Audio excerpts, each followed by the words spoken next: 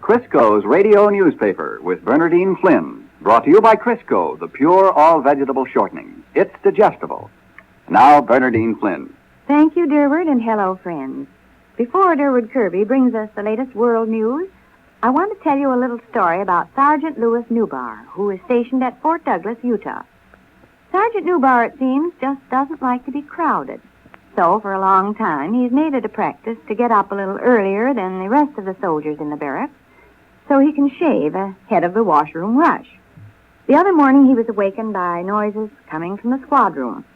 Time to get up, he said to himself, and drowsily threw the covers back and hustled down to shave. He carefully finished the job and then returned to the barracks, for some reason or other not feeling as though he'd had enough sleep. And when he re-entered the barracks, the truth dawned on him. No wonder he felt as though he hadn't slept enough. It was only 1 o'clock in the morning. The noise he'd heard was some of the boys just coming in. And now, Durward, what's the latest world news? American heavy bombers picked up the air offensive against Western Europe this morning, Bern. Our flying fortresses blasted targets at Brunswick, one of Germany's major manufacturers of aircraft engines, as well as an important communications center. The fortresses were escorted into their target by formations of American and British fighters. Early reports say there was heavy anti-aircraft fire, but practically no German fighter plane opposition. Our Liberators and other planes also bombed the French invasion coast. In London, Britain's Air Minister, Sir Archibald Sinclair, says that air supremacy over Germany to blast open the road to Berlin now lies within the grasp of the Allies. He says that our historic aerial offensive is producing visible, measurable, and progressive results. However, Sinclair cautions that Germany is still capable of striking back in heavy force.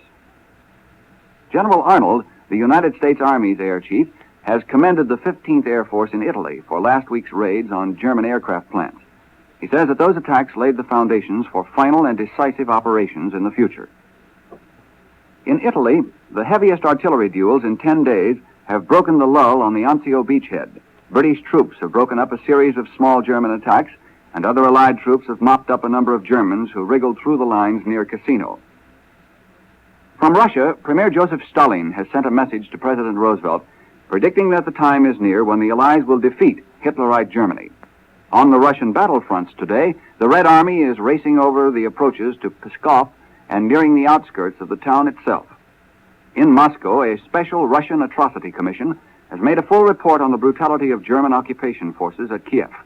The commission is holding Field Marshal von Manstein, the German commander in southern Russia, responsible for 195,000 murders in the Kiev area.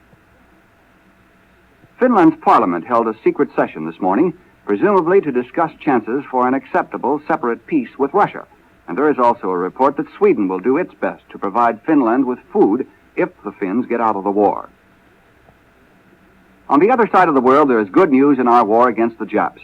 First of all, the Navy Department reveals that our submarines have sunk 14 more Japanese merchant vessels. And in New Delhi, Admiral Mountbatten has issued an order of the day to his forces in Burma, saying that their complete victory on the Arakan front has given the Japanese a crack they will remember. In the Southwest Pacific, American air and naval forces have delivered another heavy blow to Japanese shipping, destroying or damaging 29 Japanese planes, 34 barges, and 2 cargo ships. And the Japs admit that they lack sufficient aircraft to cope with the growing Allied offensive action. In this hemisphere, in Buenos Aires, the police say that they seized documents of the German Transocean News Agency to prove that it was connected with spy rings in countries bordering Argentina. Also, the Tokyo radio, by the way, has come forth with one of the best of the war's wisecracks. Unconscious variety, that is. After telling of new American successes, the Jap announcer asked, "What shall we do now?" And then solemnly answered his own question by saying, "Now is the time that the people of Japan should stand up with resolute determination, glaring at the enemy." Well, some Marine probably has the answer to that one with, "Glare ahead, brother, we're coming in anyway." And that's the top of today's World News. Now, Bernardine, I believe you have something of interest for our listeners. The other day I was talking to a woman who runs a cooking school, and we got to comparing notes, particularly about Crisco. She said she'd just never seen so many dyed-in-the-wool butter users who were being won over to Crisco for cakes. Well, that wasn't any surprise to you, was it, Fern? No, but I'm glad I'm not the only one who's noticing it. Really, friends, don't you think butter for cakes got to be kind of a habit? Why, with Crisco, you can make some of the best-tasting cakes you ever put in your mouth. Full of flavor, wonderful texture, and light as a feather. Like the maple walnut cake I made yesterday. You just add chopped walnut to a regular yellow layer cake batter. And for the frosting, use a boiled icing with maple syrup in it. Anyway, the cake was delicious. As good as any butter cake ever thought of being. And what about that lighter cake secret of Crisco's, Vern? Oh, yes. Why, friends, do you know that with Crisco, you can make a lighter cake than with any other shortening, even the most expensive? It's amazing to think a shortening can make that much difference. But you just try a Crisco cake and see. See if you ever tasted a cake quite as light or one that was quite as good. Now, Bernardine, how about another story? This is a story about the Red Cross, Durward. Not long ago, Red Cross relief representatives were standing on a dock under a hot African sun and watching a large gray refugee ship move in through the harbor. There were children on board, 300 or 400 young refugees from Greece. There were adults on the ship, too, many of them ill, others forlorn and bewildered. They had seen their country ruthlessly devastated by the Germans. For most of them, everything they'd ever owned had been lost. They had only the baggage they carried. One very old lady refused the assistance of a young native boy who ran out to help her. She was afraid to let her few pitiful belongings out of her sight. Then there was a little girl, blonde and blue-eyed and not more than 6 years old. She had no baggage at all. All she owned was on her back, a shapeless dress made from an old burlap sack. As the refugees streamed onto the dock, Red Cross workers passed among them, distributing refreshments and clothing and making assignments for temporary homes. The little girl in the burlap was given a new Red Cross dress. She didn't know what to say. She hugged it to her and stared at the Red Cross worker with unbelieving eyes. It had been so long since she'd had anything pretty or clean or new. The next day, though, the Red Cross workers were surprised to see the little girl still wearing her ragged gunny sack dress. "Where's your new dress, dear?" the Red Cross lady asked her. "Did you lose it?"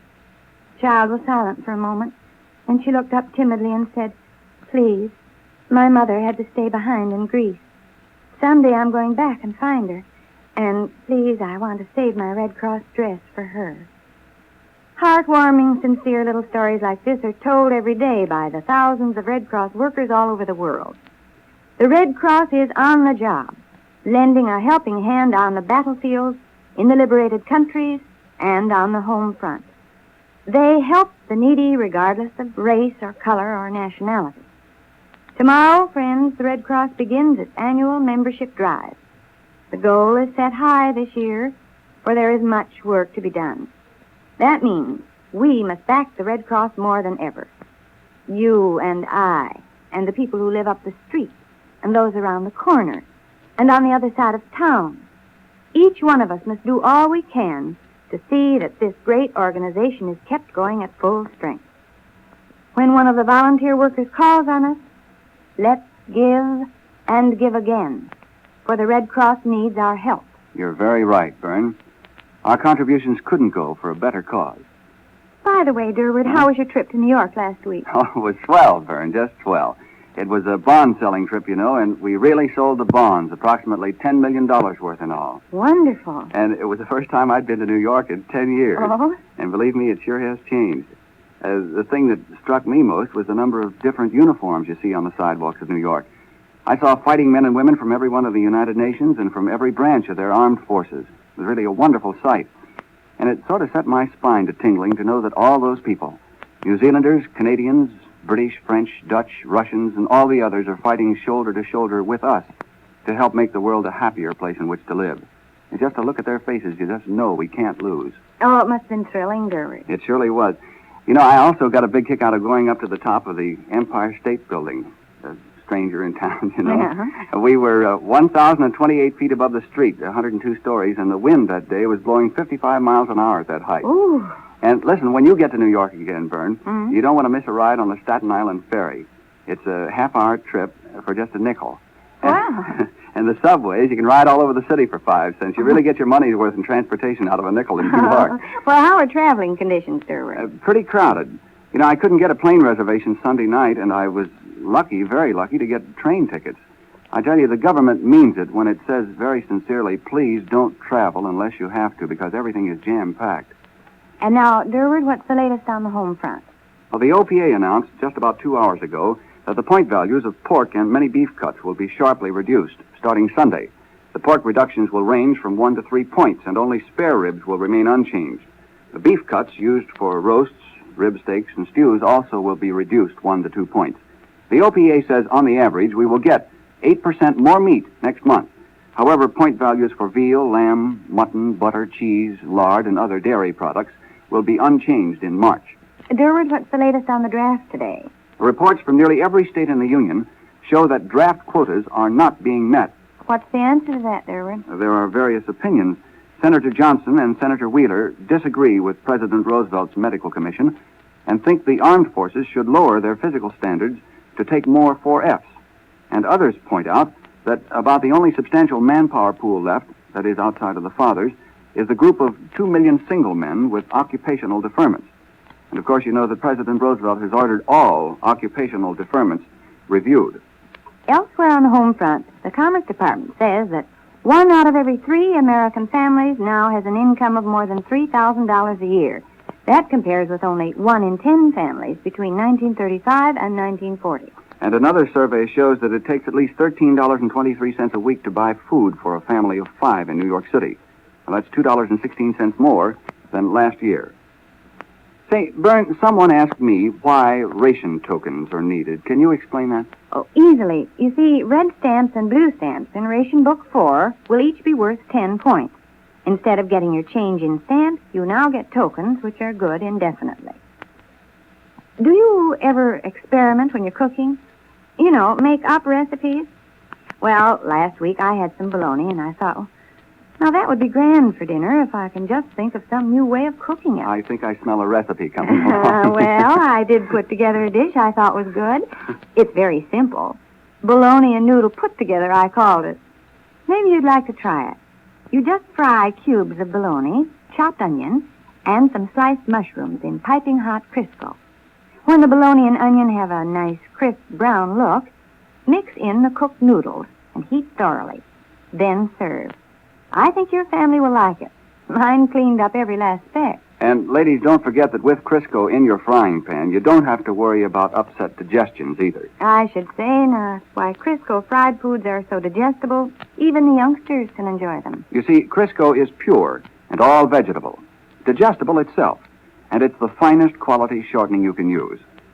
Now, remember, with Crisco, everything you cook tastes better, and it's digestible. And now, Durward, what's our last story? It seems that Navy chaplains never forget themselves, even though they do travel in an atmosphere of, shall I say, purple vocabularies. Take, for instance, Chaplain Lonnie Meacham of Virginia Beach.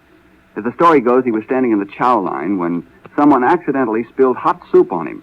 The dignified chaplain didn't say a word for a moment, and then he slowly turned around to the men behind him and he said, would some of you fellows say a few appropriate words, please?